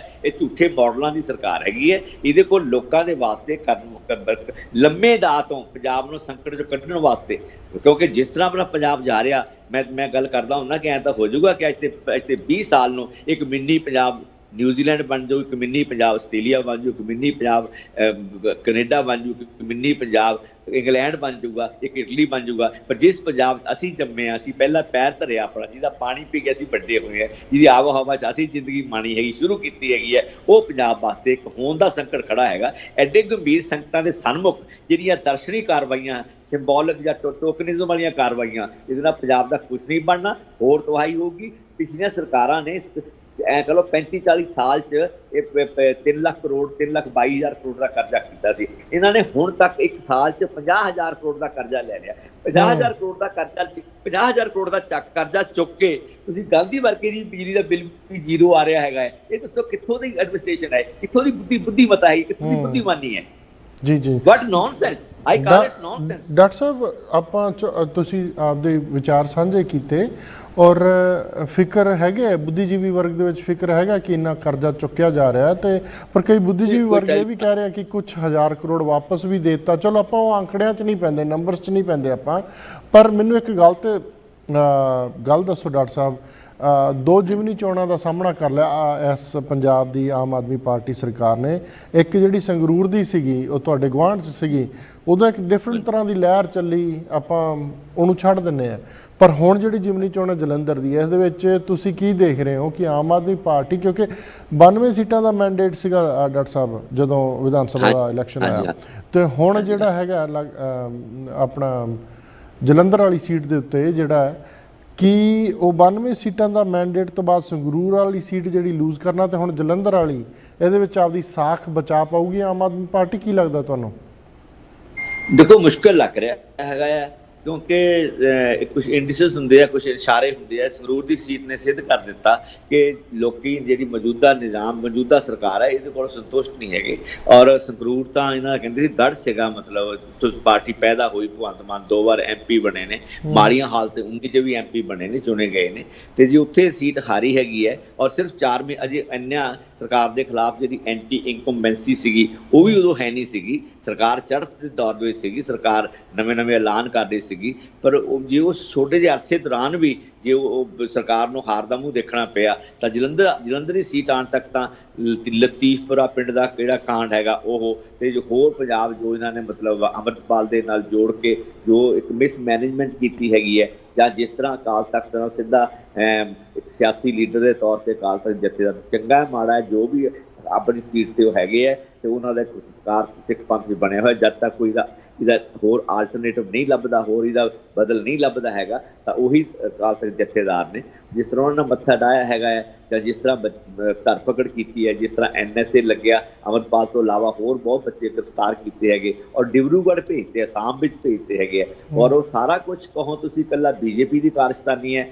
ਪੰਜਾਬ ਨੂੰ ਡੈਮੋਨਾਈਜ਼ ਕਰਨ, ਸਿੱਖਾਂ ਨੂੰ ਡੈਮੋਨਾਈਜ਼ ਕਰਕੇ ਹਿੰਦੁਸਤਾਨ ਹਿੰਦੂ ਵੋਟਾਂ ਦੀ ਪੋਲਰਾਈਜੇਸ਼ਨ ਕਰਨੀ ਹੈਗੀ ਹੈ, ਉਹ ਤਾਂ ਹੈ ਹੀ। ਪਰ ਇਹ ਸਾਰਾ ਜਿਹੜਾ ਦਮਨ ਚੱਕਰ ਚੱਲਿਆ ਹੈਗਾ, ਜਾਂ ਪੰਜਾਬ ਨੂੰ ਬਦਨਾਮ ਕਰਨ ਦਾ ਜੋ ਨੈਰੇਟਿਵ ਨੈਸ਼ਨਲ ਮੀਡੀਆ ਨੇ 1 ਮਹੀਨਾ ਹੋ ਗਿਆ ਚੱਲਦੇ ਨੂੰ ਕਿ ਪੰਜਾਬ ਦਾ ਤਬਾਹੀ ਦੇ ਕੰਢੇ ਖੜਾ, ਪੰਜਾਬ ਦਾ ਖਾਲਿਸਤਾਨ ਬਣ ਰਿਹਾ ਹੈਗਾ, ਪੰਜਾਬ ਦਾ ਦੇਸ਼ ਨੂੰ ਤੋੜ ਕੇ ਰੱਖ ਦੂਗਾ, ਖਾਲਿਸਤਾਨ ਵਾਸਤੇ ਹਥਿਆਰਾਂ ਦੀ ਟ੍ਰੇਨਿੰਗ ਦਿੱਤੀ ਜਾ ਰਹੀ ਹੈ ਅੰਮ੍ਰਿਤਪਾਲ ਨਾਲ ਜੋੜ ਕੇ, ਜੋ ਇਹ ਮਤਲਬ ਨੈਰੇਟਿਵ ਐਂਟੀ ਪੰਜਾਬ ਨੈਰੇਟਿਵ ਜਿਹੜਾ ਕਿਸੇ ਵੇਲੇ 80s ਵਿੱਚ ਕਾਂਗਰਸ ਰਾਜ ਵੇਲੇ ਹੋਇਆ ਸੀਗਾ, ਉਸ ਲੈਵਲ ਦਾ ਨੈਰੇਟਿਵ ਸਿਰਜਿਆ ਜਾ ਰਿਹਾ ਤਾਂ ਕਿ ਦੋ ਕੰਮ ਕੀਤੇ ਜਾ ਸਕਣ। ਇੱਕ ਤਾਂ ਪੰਜਾਬ ਦੇ ਹਿੰਦੂ ਨੂੰ ਖਾਲਿਸਤਾਨ ਦੇ ਨਾਮ ਤੇ ਡਰਾ ਕੇ, ਜਿਸ ਤਰ੍ਹਾਂ ਅੰਮ੍ਰਿਤਪਾਲ ਸਿੱਧਾ ਕਹਿੰਦਾ ਜੀ ਅੱਜ ਖਾਲਿਸਤਾਨ ਲੈਣਾ ਹੈਗਾ, ਅੱਜ ਤਾਂ ਦੇਸ਼ ਦੇ ਨਾਗਰਿਕ ਨਹੀਂ ਹੈਗੀ ਹੈ, ਜਿਹੜਾ ਸੈਪਰੇਟਿਜ਼ਮ ਦਾ ਜਿਹੜਾ ਨੈਰੇਟਿਵ ਹੈਗਾ, ਜਿਹੜਾ ਆਮ ਹੀ ਪੰਜਾਬ ਬਾਰੇ ਚਲਾ ਕੇ ਰੱਖਦੇ ਨੇ ਇਹ, ਤਾਂ ਕਿ ਜਿਹੜੀ ਹਿੰਦੂ ਵੋਟ ਬੈਂਕ ਹੈ ਉਹਨੂੰ ਕੰਸੋਲੀਡੇਟ ਕੀਤਾ ਜਾਵੇ। ਕਾਂਗਰਸ ਨੇ ਵੀ ਇਹਦਾ ਲਾਹਾ ਲਿੱਤਾ। ਮੈਂ ਫਰੈਂਕ ਕਹਿੰਦਾ ਹੈਗਾ ਕਿ ਜਿਹੜੀ 84 'ਚ ਜੋ ਕਰਕੇ ਜਾਂ ਪੰਜਾਬ ਨੂੰ ਦਬਾ ਕੇ, ਪੰਜਾਬ ਨੂੰ ਰਾਖਸ਼ ਬਣਾ ਕੇ ਪੇਸ਼ ਕਰਕੇ, ਸਿੱਖਾਂ ਨੂੰ ਡੈਮੋਨਾਈਜ਼ ਕਰਕੇ ਜੋ ਕਾਂਗਰਸ 405 ਸੀਟਾਂ ਲੈ ਕੇ ਪਾਰਲੀਮੈਂਟ ਦੀ ਪੌੜੀਆਂ ਚੜ੍ਹੀ ਸੀਗੀ, ਇਸੇ ਤਰੀਕੇ ਨਾਲ ਪੰਜਾਬ 'ਚ ਹਿੰਦੂਆਂ ਨੂੰ ਡਰਾ ਕੇ ਡਰਿਆ ਹਿੰਦੂ ਕਿੱਥੇ ਜਾਊਗਾ? ਕਾਂਗਰਸ ਪਾਟੋ ਧਾਰ ਦਾ ਸ਼ਿਕਾਰ ਹੈਗੀ, ਕਾਂਗਰਸ ਪਾਟੋ ਧਾਰ ਦਾ ਸ਼ਿਕਾਰ ਹੈਗੀ ਹੈ। ਕਾਲੀਆਂ 'ਚ ਲੋਕਾਂ ਦਾ ਯਕੀਨ ਨਹੀਂ ਵੱਜ ਰਿਹਾ। ਕਾਲੀਆਂ ਬਾਰੇ ਤਾਂ ਮੈਂ ਕਹੂੰਗਾ ਕਿ ਇੱਕ ਹੁੰਦਾ you note like the party, you hate the party. ਇੱਕ ਨਫ਼ਰਤ ਦੀ ਅਕਾਲੀਆਂ ਬਾਰੇ ਸਿੱਖ ਜਗਤ 'ਚ ਵੀ ਤੇ ਬਾਕੀ ਪੰਜਾਬੀ ਕਿ ਨਫ਼ਰਤ ਦੀ ਭਾਵਨਾ ਅਕਾਲੀਆਂ ਬਾਰੇ ਪੈਦਾ ਚੁੱਕੀ, ਔਰ ਅਕਾਲੀ ਦਲ ਦੇ ਪੈਰ ਨਹੀਂ ਲੱਗ ਰਿਹਾ ਅਜੇ ਤੱਕ, ਕੋਈ ਚਾਂਸ ਨਹੀਂ ਲੱਗਣ ਦਾ, ਜਦ ਤੱਕ ਮੁੜ ਕੇ ਨਵਾਂ ਇੱਕ ਅਕਾਲੀ ਦਲ ਪੈਦਾ ਨਹੀਂ ਹੁੰਦਾ ਇਸ ਧਰਤੀ ਵਿੱਚੋਂ। ਜਿਹੜਾ ਪੁਰਾਣਾ ਜਥੇਦਾਰ ਅਕਾਲੀ ਦਲ ਸੀ ਉਹ ਸਪਿਰਿਟ ਨਹੀਂ ਆਉਂਦੀ ਹੈਗੀ ਹੈ, ਜਿਹਦੀ ਕਿ ਆਉਣੀ ਹੁਣ ਮੁਸ਼ਕਿਲ ਹੈਗੀ ਹੈ। ਉਹਦੇ ਹੋਰ ਤੌਰ ਤਰੀਕੇ ਹੋਣਗੇ, ਨਵੀਂ ਤਰ੍ਹਾਂ ਦਾ ਏਜੰਡਾ ਲੈ ਕੇ, ਖੇਤਰੀਵਾਦ ਦਾ ਏਜੰਡਾ, ਪੰਜਾਬ ਦਾ ਏਜੰਡਾ ਨਵੀਂ ਤਰ੍ਹਾਂ ਲੈ ਕੇ ਆਉਣਾ ਪੈਣਾ। ਜਿਹੜੀ ਇੱਕ ਹਿੰਦੂਵਾਦੀ, ਜਿਹੜੀ ਕੇਂਦਰੀਵਾਦੀ ਪਾਰਟੀ ਸੀਗੀ, ਹਿੰਦੂ ਫੰਡਾਮੈਂਟਲਿਸਟ ਪਾਰਟੀ ਸੀਗੀ, ਜਿਹਨੂੰ ਆਪਾਂ ਜਿਹੜੀ ਹਿੰਦੂ ਰਾਸ਼ਟਰ ਦੀ ਮਦਈ ਸੀਗੀ, ਉਹਦੇ ਝੋਲੀ 'ਚ ਪੈ ਕੇ ਜੋ ਇਹਨਾਂ ਨੇ ਆਪਣੀ ਕ੍ਰੈਡੀਬਿਲਿਟੀ ਲੂਜ਼ ਕੀਤੀ ਹੈਗੀ ਹੈ, ਤੱਕ ਤੇ ਕਿਸੇ ਨੂੰ ਜਿਸ ਤਰ੍ਹਾਂ ਜੇਬੀ ਜਥੇਬੰਦੀ ਬਣਾ ਕੇ ਸਿੱਖ ਸੰਸਥਾਵਾਂ ਦਾ ਘਾਣ ਕੀਤਾ ਹੈਗਾ, ਤੇ ਉਹਦੇ 'ਚੋਂ ਅਕਾਲੀ ਦਲ ਦੇ ਪੈਰ ਨਹੀਂ ਲੱਗ ਰਹੇ। ਸੋ ਕਾਂਗਰਸ ਡਿਵਾਈਡਡ ਹਾਊਸ ਲੋਕਾਂ ਨੂੰ ਲੱਗਦੀ ਕਿ ਜੇ ਇੱਥੇ ਅਲੱਗ-ਅਲੱਗ ਪਾਵਰ ਸੈਂਟਰ ਹੈਗੇ ਹੈ, ਸੋ ਡਰਿਆ ਹੋਇਆ ਆਮ ਆਦਮੀ ਪਾਰਟੀ ਦੀ ਕ੍ਰੈਡੀਬਿਲਿਟੀ ਲੂਜ਼ ਹੋ ਰਹੀ ਹੈ। ਸੋ ਡਰਿਆ ਹਿੰਦੂ ਉਹਦੇ ਜਾਣ ਵਾਸਤੇ BJP ਦੀ ਗੋਦੀ 'ਚ ਬਿਠਾਉਣਾ, ਸੋ ਇਹ ਸਾਰੇ ਜਿਹੜਾ ਮਤਲਬ ਜਿਹੜੀ ਸਾਰੀ ਇਹ ਨੈਰੇਟਿਵ ਬਿਲਡ ਕੀਤਾ ਰਿਹਾ ਪੰਜਾਬ ਦੇ ਖਿਲਾਫ, ਇਹ ਬਹੁਤ ਖਤਰਨਾਕ ਹੈਗਾ ਹੈ। ਪੰਜਾਬ ਨੂੰ ਬਦਨਾਮ ਕੀਤਾ ਜਾ ਰਿਹਾ, ਪੰਜਾਬ ਨੂੰ ਡੈਮੋਨਾਈਜ਼ ਕੀਤਾ ਜਾ ਰਿਹਾ, ਸਿੱਖਾਂ ਨੂੰ ਡੈਮੋਨਾਈਜ਼ ਕੀਤਾ ਜਾ ਰਿਹਾ, ਸਿਰਫ ਸੌੜੀ ਸਿਆਸਤ ਵਾਸਤੇ ਕਿ ਇਹਨਾਂ ਨੇ ਪੰਜਾਬ 'ਚ ਹਿੰਦੂਆਂ ਨੂੰ ਭਾਜਪਾ ਦੀ ਗੋਦੀ ਬਿਠਾਉਣਾ ਹੈਗਾ, ਤੇ ਹਿੰਦੁਸਤਾਨ ਲੈਵਲ ਤੇ ਪੰਜਾਬ ਦੇ ਖਿਲਾਫ ਇੱਕ ਮਾਹੌਲ ਪੈਦਾ ਕਰਕੇ, ਪੰਜਾਬ ਨੂੰ ਡੈਮੋਨਾਈਜ਼ ਕਰਕੇ, ਪੰਜਾਬ ਨੂੰ ਇਹ ਸ਼ੋਅ ਕਰਕੇ ਕਿ ਪੰਜਾਬ ਤਾਂ ਗਿਆ ਸਾਡੇ ਹੱਥੋਂ, ਤੇ ਜੇ ਫਿਰ ਭਾਜਪਾ ਹੀ ਬਚਾ ਸਕਦੀ ਹੈ, ਉਹ ਹਿੰਦੂਆਂ ਦੀ ਵੋਟਾਂ ਇਹਨਾਂ ਨੇ ਲੈਣੀਆਂ, ਹਿੰਦੁਸਤਾਨ ਲੈਵਲ ਤੇ ਪੋਲਰਾਈਜ਼ ਕਰਨੀਆਂ ਹਿੰਦੂਆਂ ਦੀਆਂ ਵੋਟਾਂ ਆਪਣੇ ਹੱਕ ਵਿੱਚ। ਇਹ ਆਪਣੇ ਕੋਲ ਨਾ 1.5 ਮਿੰਟ ਰਹਿ ਗਿਆ ਅਖੀਰ ਦੇ ਵਿੱਚ। ਇੱਕ ਆਪਾਂ ਰਾਜਨੀਤੀ ਨੂੰ ਛੱਡ ਕੇ ਇੱਕ ਖਦਸ਼ਾ ਹੈ ਮਾਹਰਾਂ ਦਾ, ਤੁਸੀਂ ਵੀ ਸ਼ਾਇਦ ਅਖਬਾਰਾਂ 'ਚ ਪੜ੍ਹਿਆ ਹੋਵੇ, ਆਨਲਾਈਨ ਪੜ੍ਹਿਆ ਹੋਵੇ, ਤੇ ਇੱਥੇ ਜਿਹੜਾ ਬੁੱਧੀਜੀਵੀ ਵਰਗ ਹੈ ਉਹ ਵੀ ਥੋੜ੍ਹਾ ਚਿੰਤਿਤ ਹੈ ਕਿ ਬੇਮੌਸਮੀ ਬਾਰਿਸ਼ ਹੋਈ ਹੈ, ਉਹਦੇ ਨਾਲ ਕੀ ਹੈ, ਉੱਦਾਂ ਵੀ ਪੈਦਾਵਾਰ ਘੱਟ ਸੀਗੀ ਕਣਕ ਦੀ ਇਸ ਵਾਰੀ, ਤੇ ਅਨਾਜ ਦੀ ਕਮੀ ਜਿਹੜੀ ਪੂਰੀ ਹਿੰਦੁਸਤਾਨ 'ਚ ਆਉਣ ਦੀ ਸੰਭਾਵਨਾ, ਤੇ ਉਹਨਾਂ ਮਹਿੰਗਾਈ ਵੀ ਵੱਧ ਸਕਦੀ ਹੈ। ਉਹ ਪੂਰੀ ਕੈਲਕੂਲੇਸ਼ਨ ਤੁਹਾਡੇ ਦਿਮਾਗ ਨਾਲ, ਆਪਣੇ ਕੋਲ 1.5 ਮਿੰਟ ਹੀ ਹੈ, ਜ਼ਿਆਦਾ ਨਹੀਂ ਹੈ, ਦੱਸੋ ਚਿੰਤਾ ਦਾ ਵਿਸ਼ਾ ਹੈਗਾ ਕਿ ਨਹੀਂ ਹੈਗਾ? ਬਿਲਕੁਲ, ਦੇਖੋ ਇਹ ਪੰਜਾਬ ਤਾਂ ਅਜੇ ਵੀ ਮਤਲਬ ਤੁਹਾਨੂੰ ਮੈਂ ਦੱਸਣਾ ਚਾਹੁੰਦਾ ਕਿ ਇਕੱਲੇ ਅਖਬਾਰ 'ਚ ਪੜ੍ਹਿਆ ਹੈਗਾ ਕਿ ਮੌਸਮ ਦੀ ਬੇਦਰਦੀ ਦੇ ਬਾਵਜੂਦ ਪੰਜਾਬ ਜਿਹੜਾ ਕਣਕ ਦਾ ਝਾੜ ਆ ਉਹ 20% ਵੱਧ ਆ ਰਿਹਾ ਹੈਗਾ। ਸੋ ਪੰਜਾਬ ਦੀ ਜਿਹੜੀ ਕਣਕ ਦੀ ਕੰਟਰੀਬਿਊਸ਼ਨ ਹੈ ਨੈਸ਼ਨਲ ਪੂਲ ਵਿੱਚ ਉਹ ਬਿਲਕੁਲ ਘਟਣ ਨਹੀਂ ਜਾ ਰਹੀ ਜਾਂ ਬਿਲਕੁਲ ਨਾਮ ਮਾਤਰ ਘਟੂਗੀ। ਪਰ ਕੁੱਲ ਮਿਲਾ ਕੇ ਦੁਨੀਆ ਵਿੱਚ ਜੋ ਇਹ ਸੰਕਟ ਹੈ, ਅਨਾਜ ਦਾ ਸੰਕਟ ਹੈ, ਜੋ ਇਹ ਜਿਹੜੀ ਖੁਰਾਕ ਦਾ ਸੰਕਟ ਹੈ, ਬਹੁਤ ਵੱਡਾ ਸੰਕਟ ਪੇਸ਼ ਹੋ ਰਿਹਾ, ਕਿਉਂਕਿ ਦੁਨੀਆ ਦੇ ਬਹੁਤ ਸਾਰਾ ਹਿੱਸਾ ਬੈਰਨ ਪਿਆ, ਬਹੁਤ 'ਚ ਬਰਫ਼ ਪਈ ਹੈ, ਬਹੁਤ ਰੇਗਿਸਤਾਨ ਹੈਗਾ। ਪੰਜਾਬ ਵਰਗੇ ਖਿੱਤੇ ਬਹੁਤ ਘੱਟ ਨੇ ਜਿੱਥੇ ਚਾਰੇ ਫਸਲਾਂ ਨੇ, ਚਾਰੇ ਰੁੱਤਾਂ ਨੇ, ਹਰ ਚੀਜ਼ ਪੈਦਾ ਹੁੰਦੀ ਹੈਗੀ ਹੈ। ਔਰ ਵਰਲਡ ਦੇ ਕਾਰਪੋਰੇਟ ਨੂੰ ਸਮਝ ਆ ਚੁੱਕਿਆ, ਕਰੋਨਾ ਨੇ ਸਮਝਾ ਦਿੱਤਾ ਕਿ ਬੰਦਾ ਕਾਰ ਨਹੀਂ ਲਊਗਾ, ਸਕੂਟਰ ਨਹੀਂ ਲਊਗਾ, ਫ੍ਰਿਜ ਨਹੀਂ ਲਊਗਾ, ਹੋਰ ਜ਼ਿੰਦਗੀ ਦੀ ਐਸ਼ੋ ਆਰਾਮ ਦੀਆਂ ਚੀਜ਼ਾਂ ਨਹੀਂ ਲਊਗਾ, ਪਰ ਬੰਦਾ ਰੋਟੀ ਖਾਊਗਾ, ਬੰਦਾ ਸਬਜ਼ੀ ਖਾਊਗਾ, ਅੰਡਾ ਖਾਊਗਾ, ਬੰਦਾ ਮੀਟ ਖਾਊਗਾ, ਕਿਉਂਕਿ ਇਹ ਬੁਨਿਆਦੀ ਲੋੜ ਹੈ ਬੰਦੇ ਦੀ। ਤਾਂ ਉਹਦੇ ਹਿਸਾਬ ਨਾਲ ਇੱਕ ਗਲੋਬਲ ਨਵਾਂ ਇੱਕ ਸਟਰਕਚਰ ਪੈਦਾ ਹੋ ਰਿਹਾ ਜਿਹਦੇ ਤਹਿਤ ਅਮਾਨੀ ਅਡਾਨੀ ਦੇ ਐਗਰੀਕਲਚਰ 'ਤੇ ਕਬਜ਼ਾ ਕਰਾਇਆ ਜਾ ਸਕੇ, ਤਾਂ ਕਿ ਜਿਹੜਾ ਚਾਈਨਾ ਪਾਕਿਸਤਾਨ ਇਕਨੋਮਿਕ ਕੋਰੀਡੋਰ ਹੈ CPEC, ਜਿਹੜਾ ਗਵਾਦਰ ਸੀ ਪੋਰਟ ਤੱਕ ਜਾਂਦਾ ਹੈਗਾ, ਉਹਦੇ ਰਾਹੀਂ ਮਤਲਬ ਸਾਰਾ ਮਿਡਲ ਈਸਟ, ਸਾਰਾ ਸੈਂਟਰਲ ਏਸ਼ੀਆ ਨੂੰ ਹਿੰਦੁਸਤਾਨ ਦੀ ਕਣਕ ਜਾ ਸਕੇ। ਔਰ ਇਹ ਦੇਰ ਸਵੇਰੇ ਖੁੱਲੂਗਾ, ਸਾਡੇ ਵਾਸਤੇ ਨਹੀਂ, ਪੰਜਾਬ ਵਾਸਤੇ ਨਹੀਂ ਖੋਲ੍ਹਣਾ, ਇਹਨੇ ਅਮਾਨੀਆਂ ਅਡਾਨੀਆਂ ਵਾਸਤੇ ਖੋਲ੍ਹਣਾ ਹੈਗਾ ਹੈ। ਉਹ ਜਿਹੜੀ ਵੱਡੀ ਪਲਾਨ ਹੈਗੀ ਹੈ ਰੀਸਟਰਕਚਰ ਕਰਨਾ ਵਰਲਡ ਨੂੰ ਅਨਾਜ ਦੇ ਮਾਮਲੇ 'ਚ, ਔਰ ਪਤਾ ਲੱਗ ਚੁੱਕਿਆ ਕਿ ਲੋਕਾਂ ਨੂੰ ਕਈ ਤੋਂ ਬਗੈਰ ਸਰਦਾ ਨਹੀਂ, ਔਰ ਸੰਕਟ ਆ ਰਿਹਾ ਹੈਗਾ। ਔਰ ਪਾਕਿਸਤਾਨ ਜੋ ਹੋ ਰਿਹਾ ਹੈਗਾ, ਕਿਸ ਤਰ੍ਹਾਂ ਮਤਲਬ ਫੁਲਕੇ ਦਾ ਸਾਈਜ਼, ਫੁਲਕੇ ਦੀ ਥਿਕਨੈਸ ਉਹ ਲੋਕਾਂ ਨੂੰ ਦੱਸੀ ਜਾ ਰਹੀ ਕਿ ਇੰਨਾ ਹੋਣਾ, ਹੋਟਲ ਵਾਲੇ ਇੰਨਾ ਦੇਣਗੇ। ਤੇ ਇਸ ਲੈਵਲ ਦਾ ਸੰਕਟ ਹੈਗਾ। ਤੋ ਹਿੰਦੁਸਤਾਨ ਦੀ ਸਰਕਾਰ ਜਿਹੜੀ ਐਤਕੀ ਛੋਟਾਂ ਦੇ ਰਹੀ ਹੈ, ਔਰ ਬੜੀ ਕੋਈ ਜੱਦੋਜਹਿਦ ਨਹੀਂ ਕਰਨੀ ਪੈ ਰਹੀ। ਉਹਨੂੰ ਪਤਾ ਕਿ ਪੰਜਾਬ ਦੀ ਕਣਕ ਦੀ ਲੋੜ ਹੈਗੀ ਹੈ, ਹੋਰ ਪੰਜਾਬ ਦੀ ਕਿਸੇ ਚੀਜ਼ ਵਾਸਤੇ ਲੋੜ ਨਹੀਂ, ਪੰਜਾਬ ਦੀਆਂ ਹੋਰ ਕੋਈ ਲੋੜਾਂ ਨਹੀਂ ਹੈਗੀਆਂ।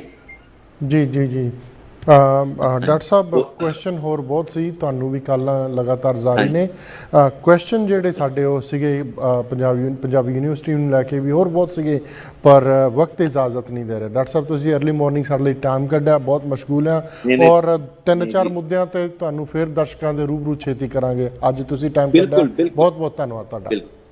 ਓਕੇ ਜੀ, ਥੈਂਕ ਯੂ ਜੀ, ਥੈਂਕ ਯੂ ਵੈਰੀ ਮਚ। ਬਹੁਤ ਦਰਸ਼ਕ ਸਨ ਡਾਕਟਰ ਧਰਮਵੀਰ ਗਾਂਧੀ, ਬਹੁਤ ਸੋਹਣੇ ਵਿਚਾਰ ਰੱਖੇ ਆਪਦੇ, ਉਹਨਾਂ ਦੇ ਆਪਦੇ ਵਿਚਾਰ ਸੀ, ਉਹਨਾਂ ਨੇ ਕਾਰਗੁਜ਼ਾਰੀ ਬਾਰੇ ਵੀ ਦੱਸਿਆ, ਹੋਰ ਕੁਛ ਸੀਗੇ ਕੁਐਸਚਨ, ਪਰ ਵਕਤ ਇੰਨਾ ਅੱਜ ਹੈ ਨਹੀਂਗਾ। ਹੋਪਫੁਲੀ ਤੁਹਾਨੂੰ ਪ੍ਰੋਗਰਾਮ ਚੰਗਾ ਲੱਗਿਆ ਹੋਊਗਾ, ਟਿੱਪਣੀਆਂ ਦੀ ਵੇਟ ਰਹੂਗੀ। ਤੁਸੀਂ ਆਪਦਾ ਪੂਰਾ ਖਿਆਲ ਰੱਖਣਾ। ਮੈਨੂੰ ਗੁਰਲਾਲ ਨੂੰ ਦਿਓ ਇਜਾਜ਼ਤ, ਮੇਰੇ ਵੱਲੋਂ ਤੁਹਾਨੂੰ ਸਾਰਿਆਂ ਨੂੰ ਪਿਆਰ ਭਰੀ ਸਤਿ ਸ਼੍ਰੀ ਅਕਾਲ।